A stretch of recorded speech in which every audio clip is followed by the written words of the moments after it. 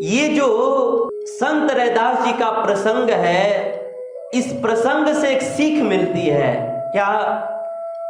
कि संत रैदास जी अपने पूर्व जन्म में एक ब्राह्मण थे, लेकिन किसी अपराध के कारण जो है उनको अगले जन्म में शूद्र परिवार में जन्म लेना पड़ा, चमार बनना पड़ा।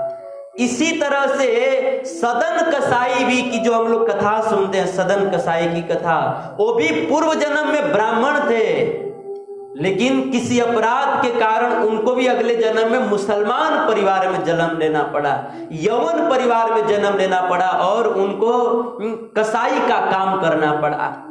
इसी तरह से भागवत में भरत जी की कथा है। भरत जी जो है पूरे भूमंडल के राजा थे, लेकिन एक हिरण में आसक्त होने के कारण अगले जन्म में उनको हिरण होना पड़ा।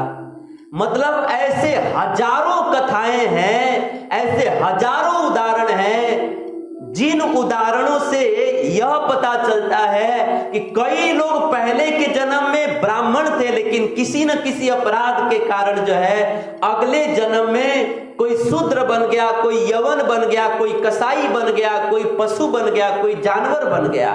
पिछले जन्म में ब्राह्मण थे, लेकिन किसी कारण से अगले जन्म में कोई शूद्र बना, कोई कसाई, कोई जानवर, कोई क्या क्या बन गया। अतः इन प्रसंगों से यह सीख मिलती है कि अगर भगवान ने कृपा करके हमको उच्च कुल में जन्म दिया है, तो हमको जो है उच्च कुल में जन्म लेकर के अभिमान नहीं करना चाहिए कि हमें उच्च कुल में जन्म मिल गया, हम तो बहुत श्रेष्ठ हैं, हम पूजनीय हैं, बाकी सब निंदनीय हैं।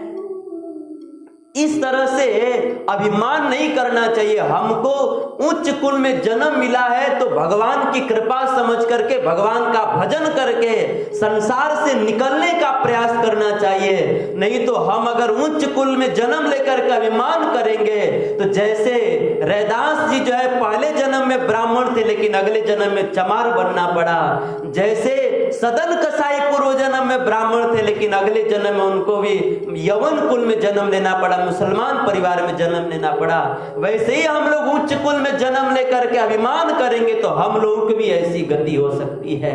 इसीलिए उच्च कुल में जन्म लेकर के अभिमान न करें, भगवान का भजन करें। संत रैदास जी के इस चरित्र से सीख मिलती है।